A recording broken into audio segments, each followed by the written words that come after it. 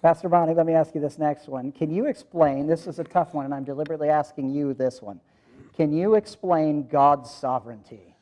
Okay, this would take the whole time, but I'm going to give you a Now, couple... here, let me give you the second part of the question. How much does God's sovereignty affect the direction of our country? Okay, I don't want to take too much time on this because that's a theological question that can be discussed by the hour in seminaries, but I view God's sovereignty as control, not decree. Mm-hmm. Now, when I say decree, that means I do not believe that God predicted or said that everything, that he pre-planned everything that would happen. So, for example, I'm borrowing this Bible from Pastor Johnson because I left mine in my room accidentally. Now, I'm going to set this Bible there. Okay, I do not believe that that was decreed, that I would put my Bible there from before the foundation of the world. I don't believe that. That's just silly, okay? Now, did God know that I would do that? Yes, God knew that I would do that, okay? God is in control of everything, but has given me a measure of free will. Our Calvinist friends are determined that, some of them to the extreme, that God has predetermined everything that happens, including my sin, and so that I don't have any choice but to sin because God predetermined that. It's not the devil made me do it, it's God made me do it. It's very convoluted, okay? And I had some Calvinist businessmen talking to me one time, and they made me a stunning offer. They said they'd listen to me preach online. They said, we'd love it if you, we love your preaching, but they said there's a big problem, there's a big hole in your education. I said, what is that? He said, you're not a Calvinist, you're not a Calvinist.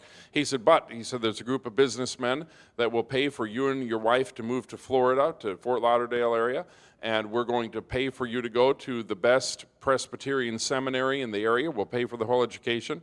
We'll pay for your housing. We'll pay for everything. We want you to just get a Calvinistic education. They said, we believe you'd be an outstanding spokesman for Calvinism. And I kind of chuckled. I said, well, I'm not a Calvinist. They said, but we'll make you one. The man said, would you read books if I sent you books? I said, yeah, I'll read books. I always read books. He sent me a big box of books. I read the books.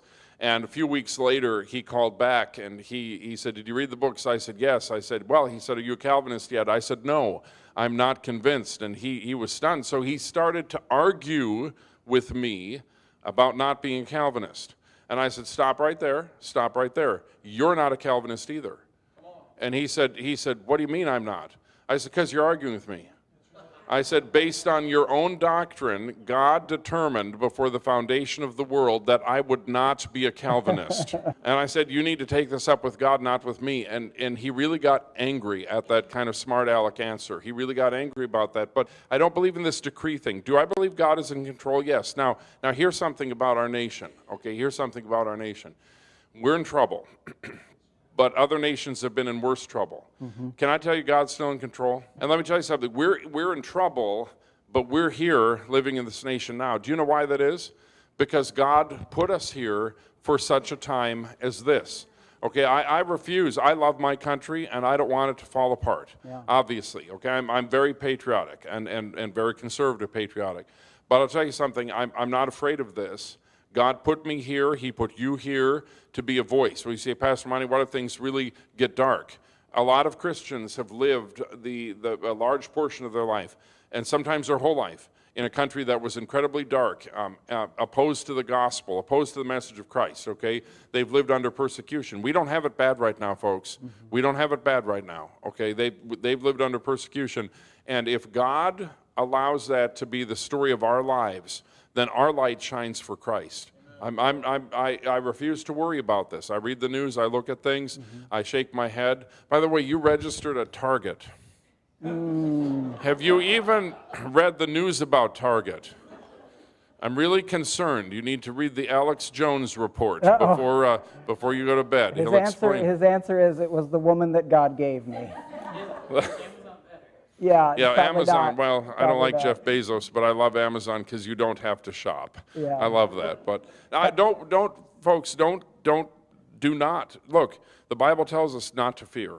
Right. We're conquerors and we're overcomers. God put me in this place for such a time as this. He gave me my people for such a time as this. He gave me a voice. He gave me influence. He gave me friends. He gave me family. All of these things are what God allows. And so I'm here because God put me here. Yeah, I know. So let's just face it and trust Him. Amen.